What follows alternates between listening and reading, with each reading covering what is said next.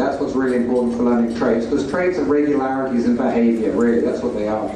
But for learning about identity, then it's really important. Learning about identity, saying, okay, is this something that I'm expressing in the story I want to tell about myself? Then it's important. Then there's a difference between it being an identity claim and, say, for example, a thought and feeling regulator. So it really depends on the level of personality construct you're looking at.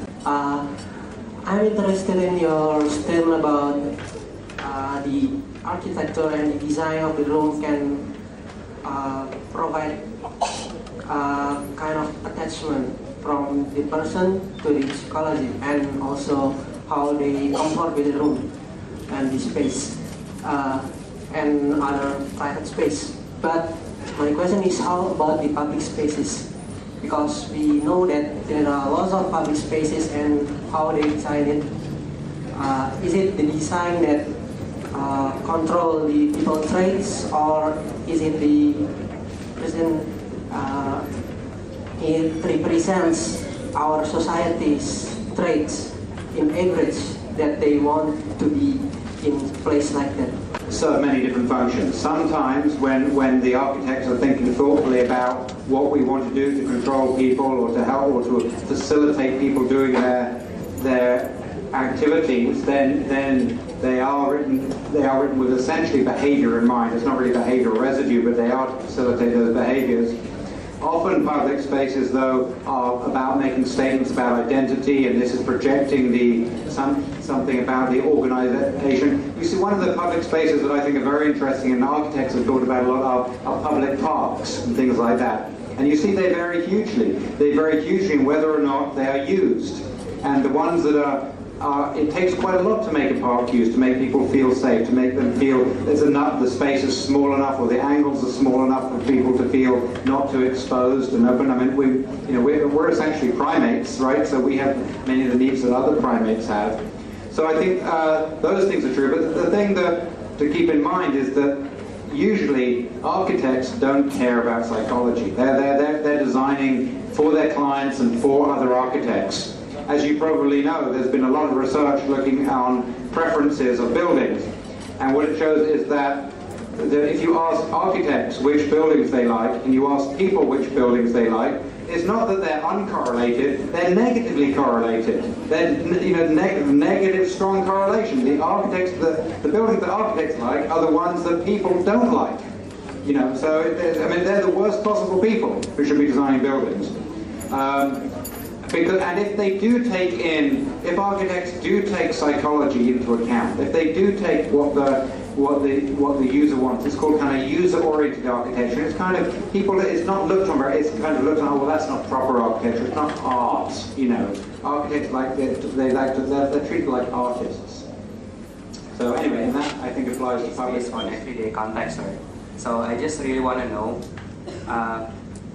can you reflect someone's personality by their mates, by their spouses, their girlfriend or their boyfriend? Because some of us think that our mates is our possession, right? So I just really want to know if you can actually reflect someone's personality by looking at their mates. In many cases, you can think of how somebody might be an identity claim, right? It's like, look, this is the person I am with.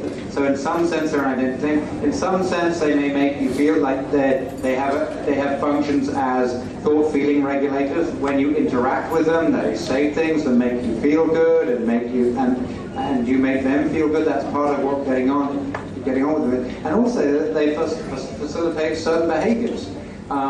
So if you may like, it's somebody who you like to engage in sporting activities with, or you like to go to the gallery together, or you do those sorts of things. I suppose those different domains of life, I mean, if you think about it, these are really different domains of life. Identity, how we feel, what we do, are all different domains of life. And I suppose, in some sense, a different partner, a romantic partner, might be someone who facilitates those different things.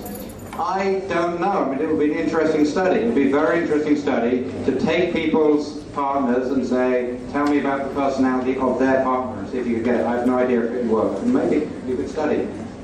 You could study, I have no idea. Okay, I think we will have to stop it now. I think you can ask Professor Gosling via email, I think, if you're still interested. Okay. Bagi Anda yang ingin mendalami lebih lanjut, mungkin kalau Anda S1 ya sekarang psikologi, Anda bisa mendaftar psikologi. Kita punya program baru namanya psikologi kepribadian untuk master untuk tahun ini. Dan kalau Anda nanti yang tahun depan kita akan buka untuk yang non psikologi. Jadi barangkali Anda tertarik dan ingin mendalami lebih lanjut tentang apa yang diberikan sekarang. Jadi ini sekedar icip-icip saja. Kalau Anda masuk, lebih hebat lagi. Gitu kira-kira. Oke, Profesor Gosling, we would like to thank you for all the time opportunity. And I would like to invite you to the field class.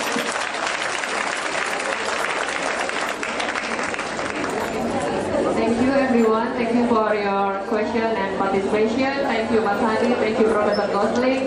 As a token of appreciation, we would like to give Professor Gosling souvenir, and we invite Pak Wirman Dahlan to